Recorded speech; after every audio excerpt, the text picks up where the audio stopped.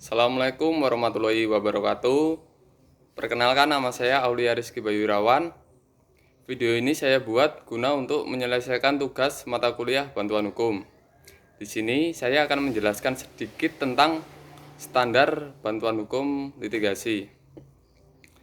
Mengacu pada Peraturan Pemerintah Nomor 42 Tahun 2013 tentang syarat dan tata cara pemberian bantuan hukum dan penyaluran dana bantuan hukum dibagi menjadi dua. Yang pertama, bantuan hukum secara litigasi, dan yang kedua, bantuan hukum secara non-litigasi.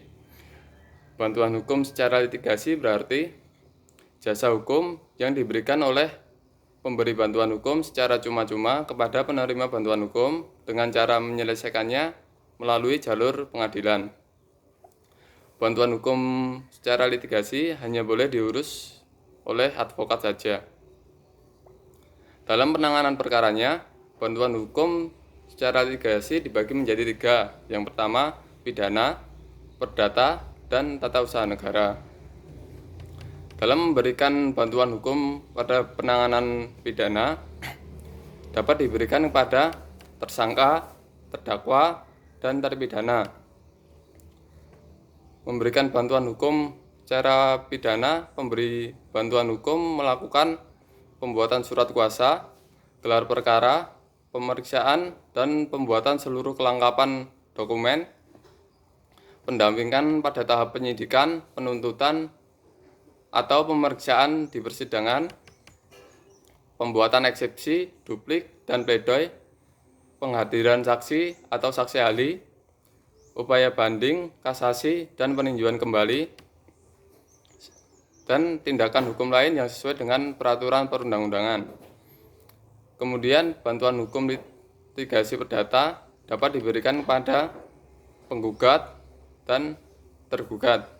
Dalam memberikan bantuan hukum pada penggugat, pemberi bantuan hukum melakukan pembuatan surat kuasa, gelar perkara, pembuatan surat gugatan, pemeriksaan seluruh kelengkapan, pendaftaran gugatan, pendampingan saat mediasi, kemudian pendampingan saat pemeriksaan di persidangan, penyiapan dan menghadirkan alat bukti, saksi atau saksi ahli, pembuatan surat replik dan kesimpulan, penyiapan memori banding, memori kasasi, dan peninjauan kembali, dan tindakan hukum lain yang sesuai dengan ketentuan peraturan perundang-undangan.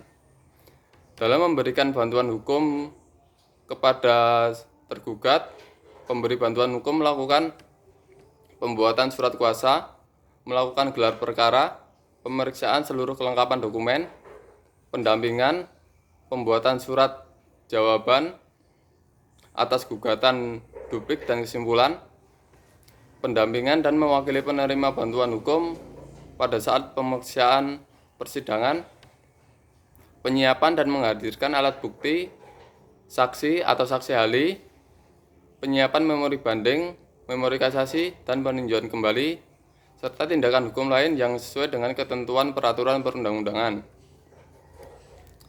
Kemudian, bantuan hukum litigasi pada tata usaha negara dapat diberikan pada penggugat dan penggugat intervensi.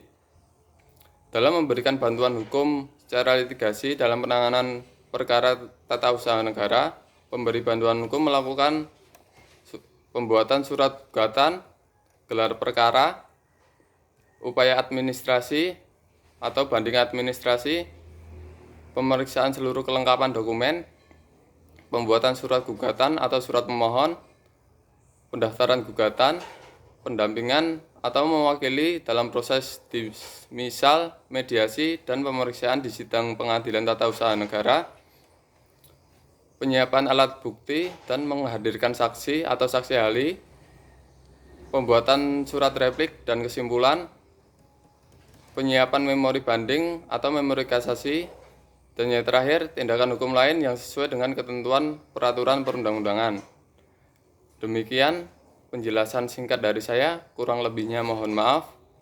Wassalamualaikum warahmatullahi wabarakatuh.